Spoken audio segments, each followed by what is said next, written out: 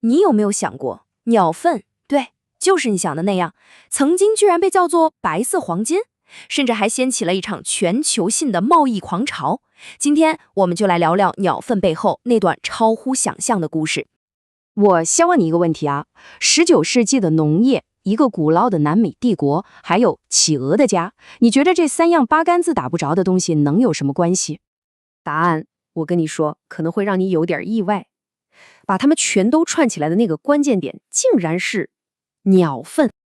好，那这鸟粪到底有什么了不起的呢？要搞明白这个，我们得把故事的起点放到一片可以说是地球上最富饶的海洋里。故事就从这个叫红宝洋流系统的地方开始。你把它想象成一个超级巨大的海洋生态引擎，它可是地球上生产力最高的海洋上升流系统。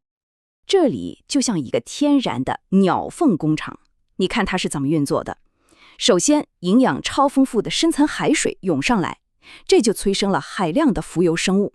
然后呢，这些浮游生物就成了庞大凤尾鱼群的自助餐。最后，数百万只海鸟就闻着味儿来了，天天在这开派对。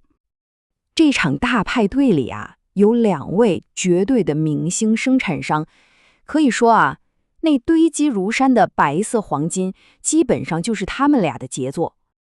他们俩的捕食方法那可是完全不一样。你看这个瓜奈卢茨，他是个潜水高手，能一头扎进32米深的水里去追鱼，所以历史上大部分鸟粪都是他贡献的。而秘鲁巨鸟呢，它更像是轰炸机，从天上直冲下来，但最多也就下潜10米。记住这个差别，这可是后来决定他们命运的关键。好，大自然这边是安排的明明白白，那人类又是怎么掺和进来的呢？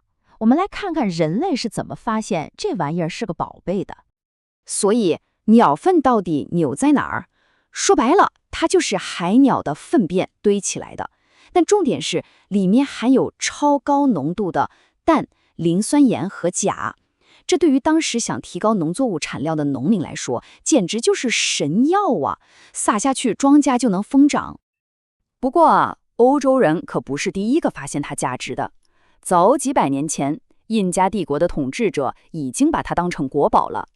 他们管得特别严，谁要是敢去打扰那些海鸟，打扰它们生产，惩罚是什么？是死刑啊！然后故事就进入快车道了。鸟粪从一个地方性的宝贝，突然之间就变成了全球抢手的商品，一个名副其实的鸟粪帝国就这么诞生了。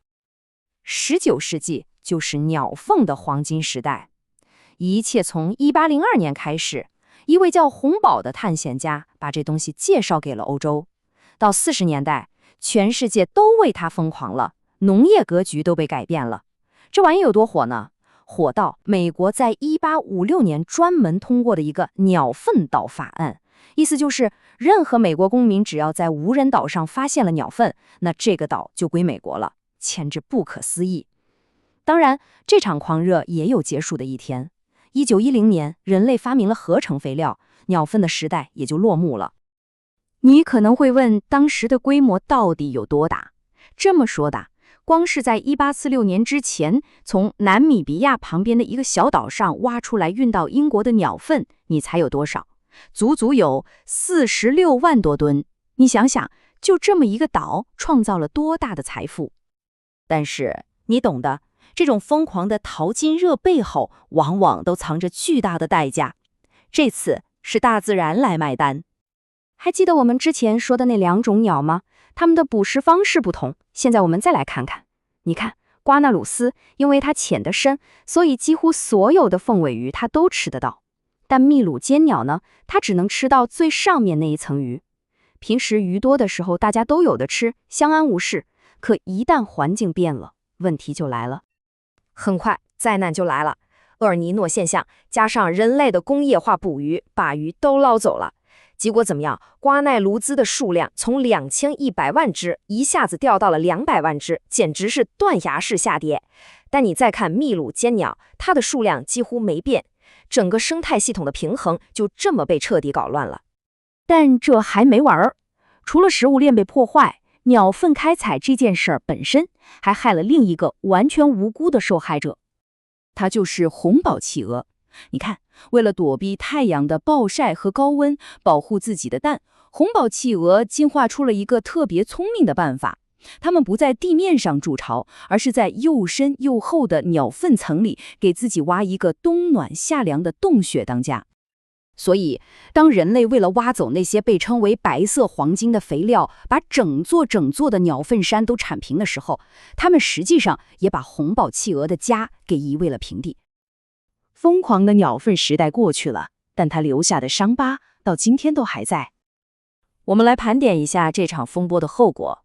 首先，鸟粪的过度开采让海鸟的数量锐减。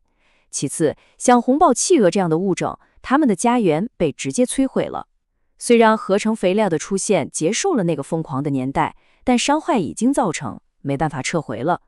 直到今天，红宝企鹅仍然是易危物种，而人们也还在努力地想办法去修复这个被严重破坏的生态系统。鸟粪帝国是倒下了，但它留下了一个血淋淋的教训：健康的海洋和陆地上的生命是紧紧连在一起的。历史已经告诉了我们做错事的后果，那么这一次，面对未来，我们能做出更好的选择，去守护好这份来之不易的联系吗？